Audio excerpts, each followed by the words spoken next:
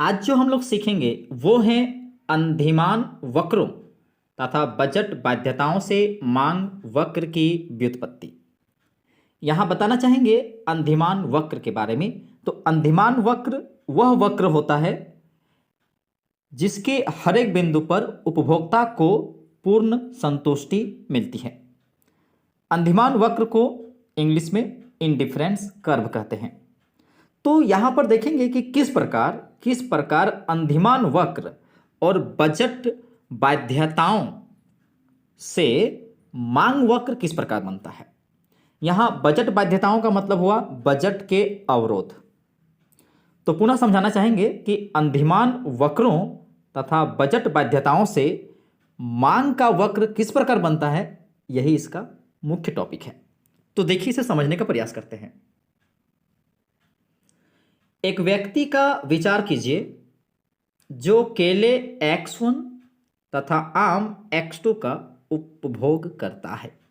देखिए, एक व्यक्ति जो है दो प्रकार की वस्तुएं यूज कर रहा है, प्रयोग कर रहा है। एक तो वो केले का प्रयोग कर रहा है और दूसरा आम का। वो केले X1 और आम X2 का उपभोग करता है, जिसकी आय, देखिए यहां पर आम नहीं आय होगा, जिसकी आय M है। पुनः यहां पर समझाना चाहूंगा कि X1 और X2 जिन्हें हम लोगों ने केले और आम माने हैं, तो X1 केले का है और X2 आम का है। बाजार की कीमतें अगर बताना चाहें तो X1 जो केले का है उसकी जो बाजार की कीमतें जो है क्रमशः P1 डैश है और आम का जो बाजार की कीमत है वो है P2 डैश।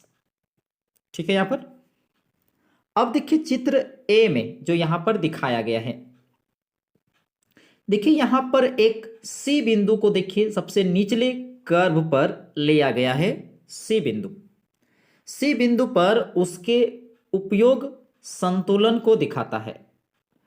मतलब यहां पर सी एक ऐसा बिंदु है जहां पर वो एक व्यक्ति द्वारा जो केले और आम का जो उपयोग किया था उसे उसको संतुलन हुआ था, उसे संतुष्टि हुआ था।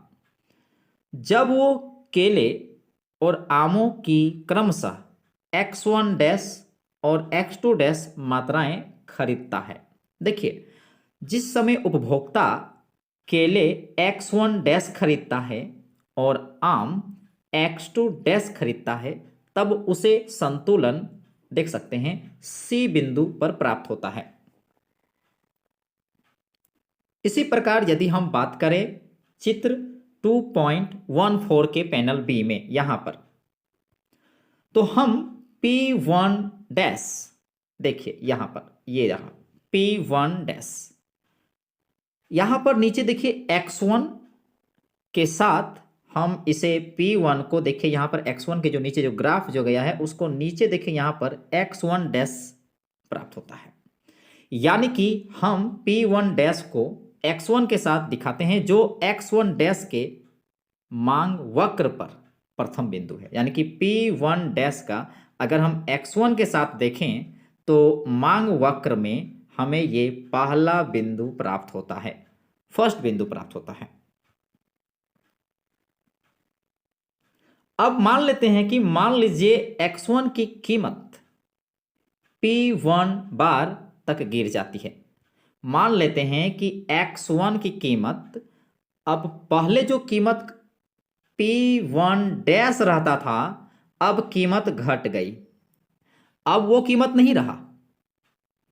अब कीमत क्या हो गई, X1 की कीमत घट के P1 बार तक आ जाता। देखिए नीचे आ गया, कीमत घट गया। और P2 डैश तथा M स्थिर रहता है। देखिए यहां पर बताना चाहेंगे केले की कीमत सिर्फ घटी हुई है, आम की कीमत वही है और उस व्यक्ति की जो आय जो थी वो भी स्थिर है। यानी कि P2 डैश और M स्थिर है। सिर्फ अगर घटा है तो वो है केले की कीमत। कितना घटा है न, पहले P1 डैश रहा करता था, अब घट के P1 बार हो गया है। पैनल ए में बजट सेट विस्तृत हो जाता है। तो यहां पर क्या होता है, अगर हम कीमत घटने पर अगर हम देखें तो हम यहां देखते हैं कि बजट सेट विस्तृत हो जाता है और हमें नया उपभोग संतुलन, हमें एक नया उपभोग का संतुलन प्राप्त होता है और हमें पहले जो अंदिमान वक्र था उसके ऊपर एक नया अंदिमान वक्र प्राप्त होता है और उस पर हमें एक बिंदु डी होता है जहां पर अधिक केले खरीदता है। इसको दिखाया गया है। देखिए डी पॉइंट पर हमें क्या दिखाया है, जब कीमत घट गया केले का, पहले कहाँ P1 डैश था, अब P1 बार हो गया, कीमत घट गया, तो पहले कहाँ केला कम खरीदा था, अब उसके आधार पर क्या होता है, केले अब अधिक खरीदता है। इसलिए देखिए अब हमें एक नया अंधिमान, उसके ऊपर एक अंधिमान वक्र प्राप्त होता है। अब हमें नया बिंदु, जो संतुलन की बिंदु पहले सी पर था, अब हमें वो बिंदु डी पर प्राप्त होता है। यानी यहां पर कह सकते हैं कि अब जो नया कीमत आया उसके आधार पर उपभोक्ता ज्यादा केला खरीद पाया। अब वो कितना खरीद पाया है न, X1 बार, इतना केला वो खरीद लिया, पहले की तुलना में ज्यादा है। तो हम इसे कैसे दिखाएंगे न, X1 बार जो ग्रेटर देन है X1 डैश से, जो इस बात को सूचित कर रहा है कि अब जो केले की संख्या है वो अधिक है। इस प्रकार केलों की मांग बढ़ जाती है। देखिए अगर कीमत घट गई तो स्वाभाविक है कि मांग बढ़ जाती है और इसकी कीमत गिर जाती है। देखिए केलों की मांग बढ़ जाने से केलों की मांग बढ़ गई और इसकी कीमत गिर जाती है। हम 2.14 के पैनल बी में अगर हम वापस इस पैनल पर आए, यहां की पैनल जो बी में है अगर उस पर देखें तो हम क्या देखते हैं कि P1 बार को X1 बार के साथ दिखाते हैं। अब यहां वापस देखते हैं, यहां देखिए P1 बार को हम X1 बार के साथ दिखाते हैं। कहां पर न, मांग वक्र में। तो हमें मांग वक्र पर दूसरा बिंदु प्राप्त होता है। पहले कहां हमें यह बिंदु प्राप्त हुआ था, अब हमें देखिए नया बिंदु प्राप्त होता है। ठीक है, कहां पर न, मांग वक्र में। इसलिए केलों की कीमतें P1 कैप तक और भी कम हो सकती है। देखिए ध्यान से, अब थोड़ा और जरा सोचते हैं, अगर केले की कीमत अब और घट गया, मान के अभी जितना घटा था अब उसे कहीं और घट गया, पहले कितना था न, P1 डैश, ठीक है, बाद में घट के कितना हो गया न, P1 बार। अब जरा और सोचते हैं, अगर और घट जाता है तो देखिए हमें एक और घट गया कितना न, P1 कैप। ठीक है, P1 कैप तक मेरी कीमत घट चुकी है। किसका न, केले की कीमत। तो क्या होता है, तो इसके फलस्वरूप केले के उपभोग में देखिए पहले कीमत कम घटा था, उपभोक्ता केले की संख्या में वृद्धि किया, अधिक खरीदा। अब क्या होता है, अब और जब कीमत घट गया तो यहां देख सकते हैं उपभोक्ता और भी केला खरीद लिया है, पहले की तुलना में देखिए ज्यादा खरीद लिया है। कितना खरीद लिया है, अब वो खरीद लिया है X1 कैप। ये देखिए जो इधर बढ़ते हुए को दिखाया जा रहा है, तो यहां पर उपभोक्ता पहले के तुलना में ज्यादा केले खरीद लेता है। तो इसके फलस्वरूप क्या हुआ न, केलों के उपभोग में X1 कैप तक वृद्धि हो जाती है। ठीक उसी प्रकार यदि हम P1 कैप जिसे X1 कैप के साथ दिखाया गया है, यहां देख सकते हैं P1 कैप को X1 कैप के साथ देखिए यहां पर दिखाया गया है हमको वक्र पर। तो ये देखिए जो वक्र जो है, मांग वक्र जो है तृतीय बिंदु देता है। तो देखिए हमें इस बिंदु को और इस बिंदु को मिलाएंगे तो हमें इस मांग वक्र पर तृतीय बिंदु प्राप्त होता है। इस प्रकार हम देखते हैं कि केलों की कीमतों में कमी एक व्यक्ति द्वारा खरीदे गए केलों की मात्रा में वृद्धि करती है। यहां देख सकते हैं कि जैसे जैसे केलों की कीमत घट रही है, जैसे जैसे केला की कीमत घट रहा है, वैसे वैसे उस व्यक्ति की जो केले की मात्रा है जो खरीद रहा है, वैसे वैसे उसका बढ़ रहा है। यानी कह सकते हैं कि व्यक्ति जो है अपनी उपयोगिता को अधिकतम कर लेता है। पुनः समझाना चाहेंगे कि हम इस ग्राफ से, इस कर्व से ये देखते हैं कि केलों की कीमतों में कमी एक व्यक्ति द्वारा खरीदे गए केलों की मात्रा में वृद्धि करता है, यानी कि उसकी उपयोगिता अधिक कर लेता है। अतः केलों की मांग वक्र, अतः केलों की जो मांग वक्र है ऋणात्मक रूप से ढलवा होता है। यानी यहां पर कहेंगे कि ये जो केलों की जो मांग वक्र है ऋणात्मक रूप से ढलवा होता है। मतलब जैसे जैसे कीमत घट रही है वैसे वैसे देखिए उसकी मांग बढ़ती चली जा रही है और इस तरह हमें कर्व जैसा बन रहा है जो इस बात को सूचित कर रहा है कि ऋणात्मक रूप से ढलवा होता है। मांग वक्र के ऋणात्मक ढाल का, जैसे यहां पर हम क्या देखें कि मांग वक्र ऋणात्मक ढाल बन रहा था, तो इस पर प्रभाव पड़ता है। इस मांग वक्र का जो ऋणात्मक ढाल जो बना है ना, इस पर प्रभाव पड़ता है किसका? न प्रतिस्थापन का।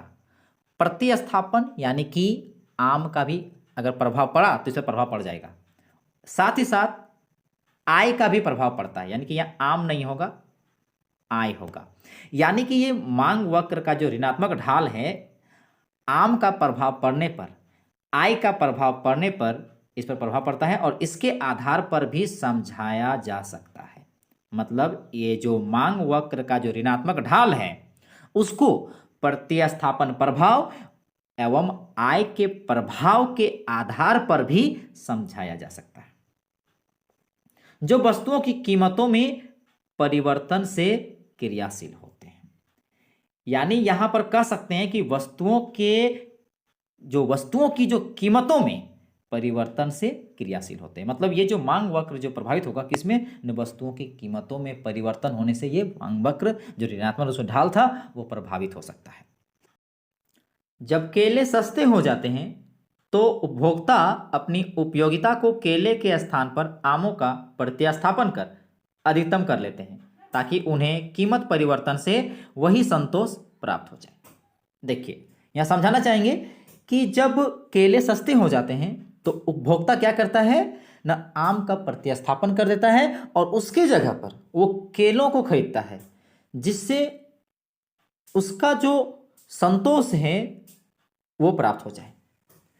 उन्हें जो कीमत परिवर्तन हुआ था, कीमत में जो परिवर्तन हुआ था उससे वही संतोष प्राप्त हो जाए। फलस्वरूप उपभोक्ता क्या करता है? केलों की मांग में वृद्धि हो जाती है। मतलब वो केलों की मांग में वृद्धि हो जाती है, यानी उपभोक्ता जो है अब अधिक केले की मांग करता है। इसके अतिरिक्त जब केलों की कीमत गिरती है उपभोक्ता की क्रय शक्ति बढ़ जाती है। बिल्कुल यहां कहेंगे जब कीमत घटेगा तो उपभोक्ता क्या करेगा? उसकी जो क्रय शक्ति है, उसकी जो खरीदने की जो शक्ति है वो बढ़ जाती है, जो केलों की मांग को और बढ़ा देता है। जब क्रय शक्ति बढ़ गया तो उसका जो केला खरीदने की जो मांग है ये बढ़ जाता है। यह मुख्य परिवर्तन का आय प्रभाव है। ये जो मुख्य परिवर्तन देखने को मिला ये आय प्रभाव है, जिसके फलस्वरूप केले की मांग और बढ़ जाती है।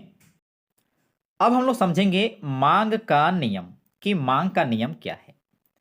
यदि किसी वस्तु के लिए किसी उपभोक्ता की मांग उसी दिशा में है जिस दिशा में उपभोक्ता की आय है, मतलब उपभोक्ता द्वारा अगर किसी वस्तु की मांग कर रहा है तो वो मांग ठीक उसी दिशा में बढ़ रहा है जिस दिशा में उपभोक्ता की आय है। मतलब जैसे जैसे आय बढ़ रहा है अगर उसी दिशा में उपभोक्ता की मांग है, यानी कह सकते हैं कि अगर मांग आय के साथ बढ़ता है, मांग जो है आय के साथ बढ़ता है, तो उस वस्तु के लिए उपभोक्ता की मांग उसकी कीमत के साथ विपरीत संबंध होता है। मतलब जिस वस्तु की मांग आय के साथ अगर उसी दिशा में बढ़ता है तो उस वस्तु की जो मांग है वो उसकी कीमत के साथ विपरीत संबंध होता है।